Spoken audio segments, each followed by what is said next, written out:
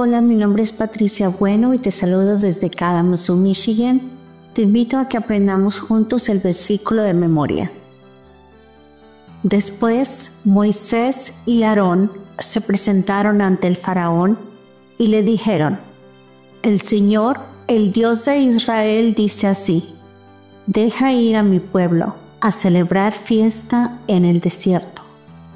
Y Faraón respondió: ¿Quién es el Señor para que yo obedezca su voz y deje ir a Israel? Yo no conozco al Señor, y tampoco dejaré ir a Israel. Éxodo 5, 1 y 2. Bendiciones.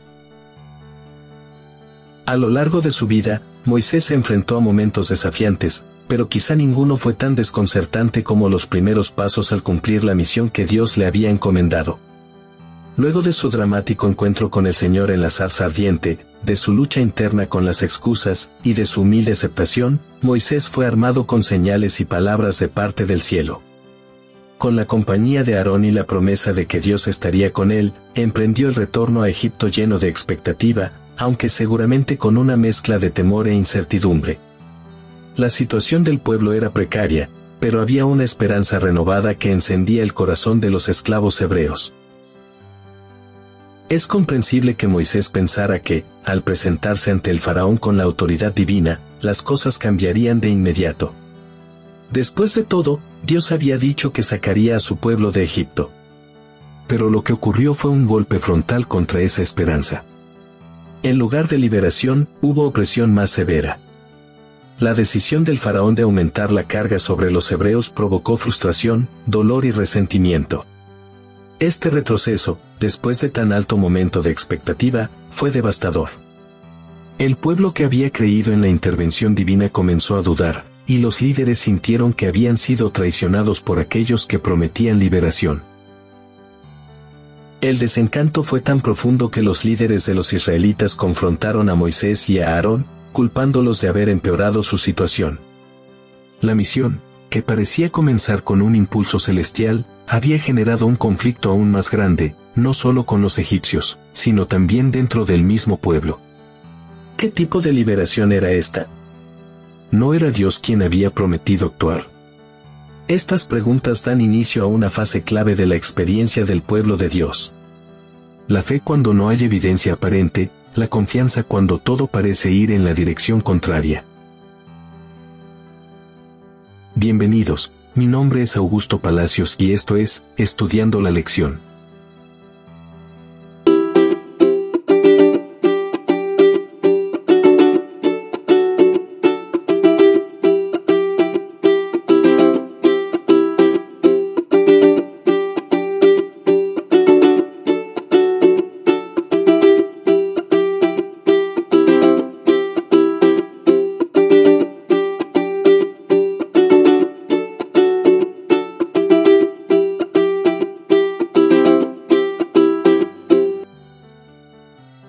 Lunes, 14 de julio. Un comienzo difícil. La historia registrada en Éxodo capítulo 5, versos 3 al 23 muestra el difícil comienzo del ministerio de Moisés ante el faraón. El mensaje de Dios era claro: deja ir a mi pueblo, pero la respuesta fue dura y desafiante.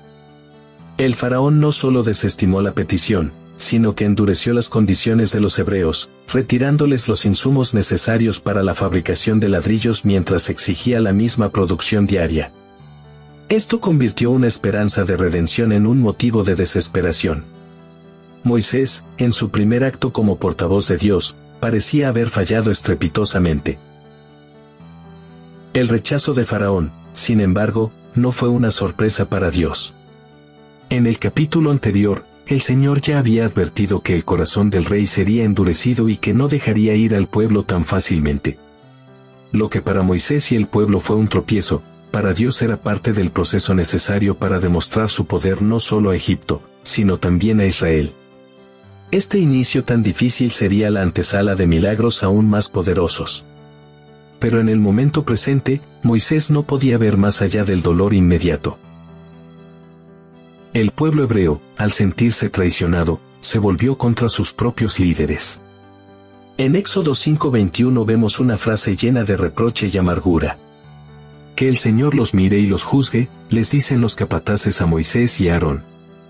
En vez de reconocer la acción divina en marcha, los hebreos culpan a sus libertadores por el aumento del sufrimiento. Esto no solo revela la fragilidad de la fe cuando se enfrenta al sufrimiento, sino también una verdad constante en la historia de la redención. Muchas veces, el camino hacia la libertad comienza con más opresión. En medio de esta tensión, Moisés eleva su queja al Señor. En lugar de reaccionar con dureza contra el pueblo, se vuelve al cielo con una pregunta honesta y cargada de dolor. ¿Por qué has hecho mal a este pueblo? ¿Para qué me enviaste? Moisés había obedecido con temor y humildad, pero el resultado inmediato lo desconcertaba. Esta oración no es un acto de rebelión, sino de vulnerabilidad. En su duda, Moisés hace lo correcto. Lleva su angustia directamente a Dios. Aquí encontramos una lección poderosa para los líderes espirituales y para todos aquellos llamados a una misión. Incluso cuando actuamos bajo la voluntad divina, los resultados inmediatos pueden no ser alentadores. Servir a Dios no es garantía de éxito rápido ni de aceptación general. La fidelidad a la misión puede llevar primero al rechazo, a la crítica, al desánimo, antes de producir frutos visibles. Lo importante es no retroceder ni perder de vista a quien nos llamó. También aprendemos que la fe del pueblo de Dios muchas veces necesita ser moldeada.